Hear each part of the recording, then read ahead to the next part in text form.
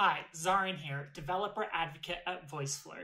In this tutorial today, we're going to show you a very simple implementation of how to connect your Voiceflow design into a Discord bot.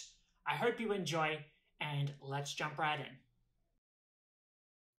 First up, we're going to create a project folder, and we're going to open that up inside of our favorite code editor, in this case, Visual Studio Code. Alright, let's bring that over into our other desktop.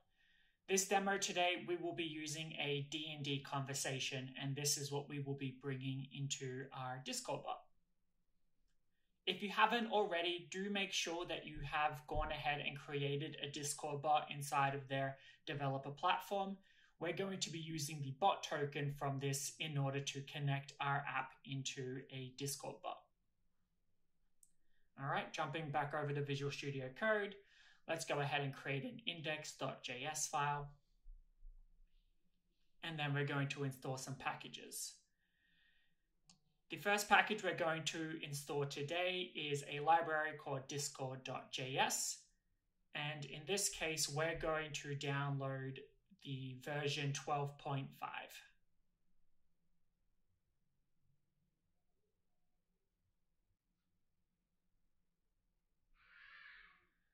The next thing we're going to do is install Axios, which we will use to help with our API requests. Let's make sure that they're both there. Perfect. Now let's bring those two libraries into our application. So first we're going to pull in the discord.js library.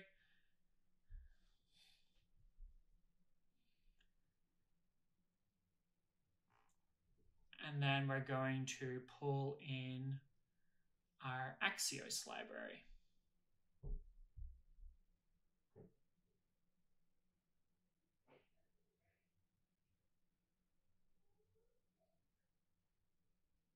I cannot type today.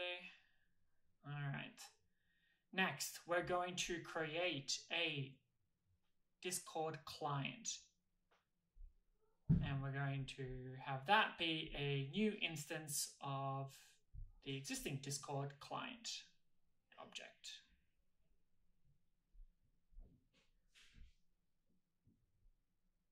And then we're going to create a start command, which is going to let our bot know when to join the conversation. Otherwise, it will respond to everything, which is what we do not want to do. And we're also going to make sure that the bot is running. So we're going to set that to false to start. And when set to true, we're going to write a little bit of code to let the bot know that it can now respond. Now, what I'm going to do here is actually connect my application to my Voiceflow project. You're probably not going to want to do this directly inside of your index.js. You'll create a config file for this, but for demo purposes, we're just going to do it directly here. Now to find the version ID, jump over into your project and then grab the first key after the project in the URL. And then to find the API key, you can use the project API key under the integration tab. But for this case, we're going to use the workspace API key, which is found under settings, workspace settings, developer, and then you can create the API key here. Both the project API key and the workspace API key can be used, but for production purposes, we do recommend using the workspace API key with the version ID. All right. Next, we're going to create our event listener. So Discord client on any new messages sent into the channel where our bot is a member. And then we're going to pass in that message into the function here.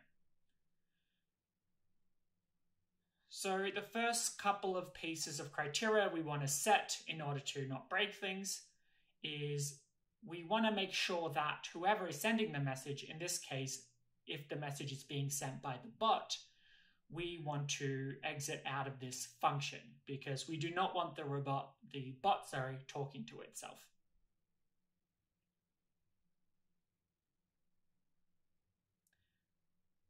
Next up, we're going to do another if statement. And in this case, we're going to say if the message content does not equal the start command and the bot is not running, then let's exit this function.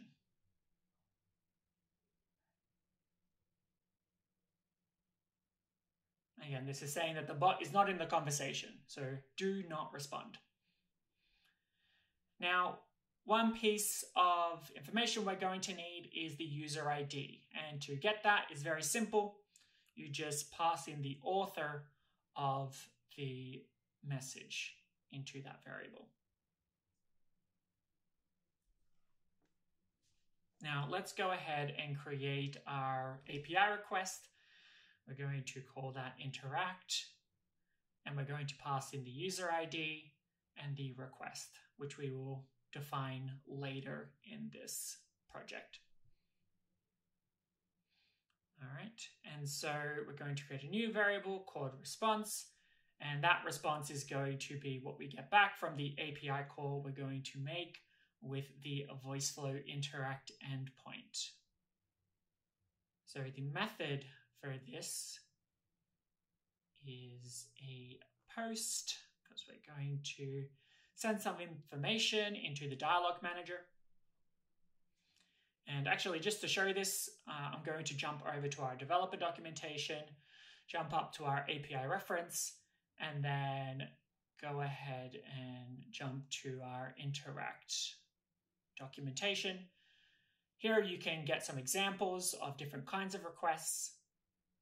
And this is going to be a great resource for you to learn more about how this API endpoint works and some of the cool things you can do with it. So the next thing we're going to do here in our project is add the endpoint. And that URL you can find in the documentation up the top here.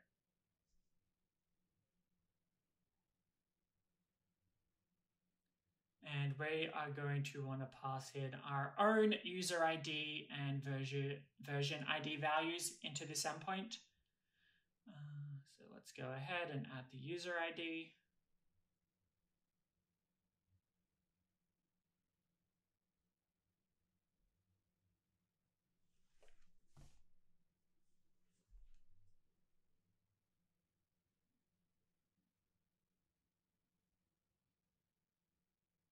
All right, I'm not sure why that's not showing up properly. Oh, now I know why. There we go. All right, and then we're also going to add our version ID directly after state in the URL.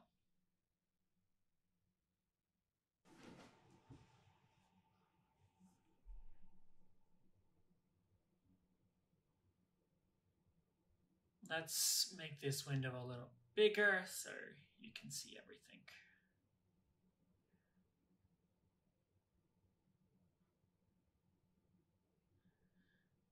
Okay, now let's authenticate this request by passing in our API key into the header.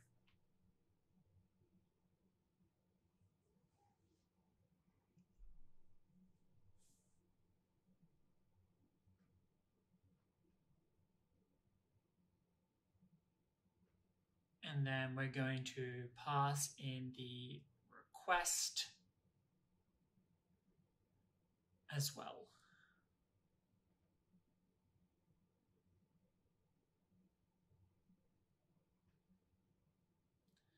Now, we should expect that the request we receive from Voiceflow's Dialog Manager is going to be an array of traces.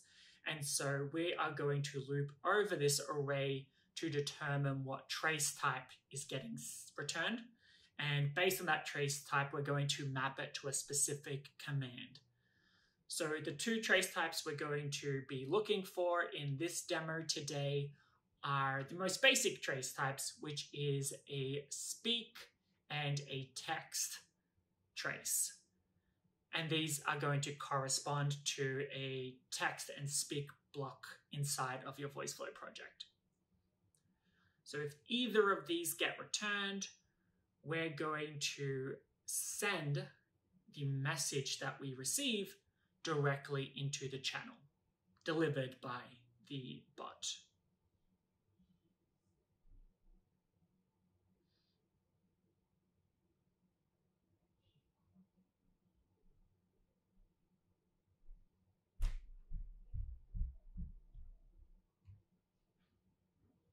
And then we're going to exit this switch statement.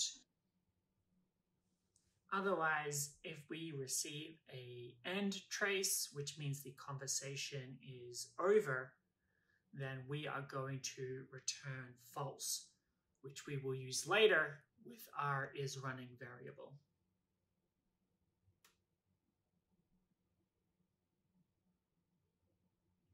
Otherwise, if we make it to the end of this function and everything goes according to plan and we do not receive that end trace, then we're going to return true.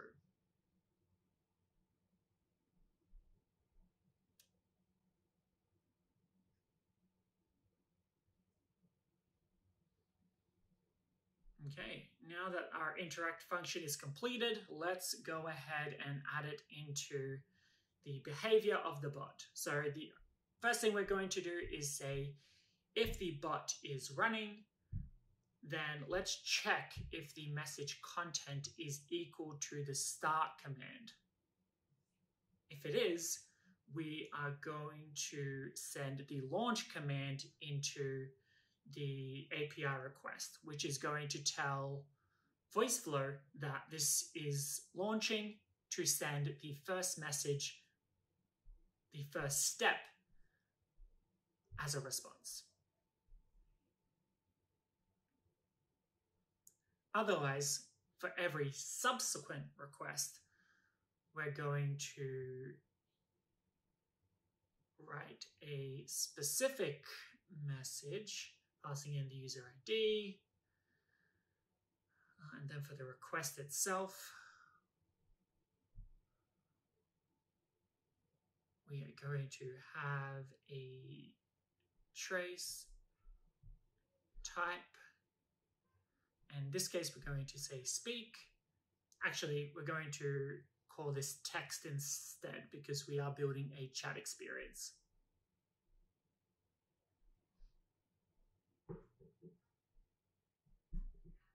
And then the payload will be the message content.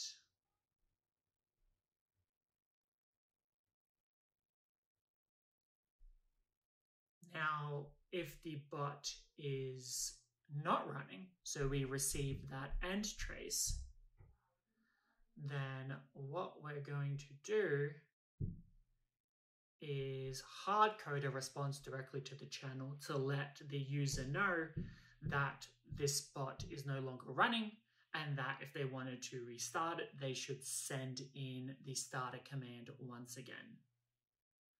So let's just hard code directly in here.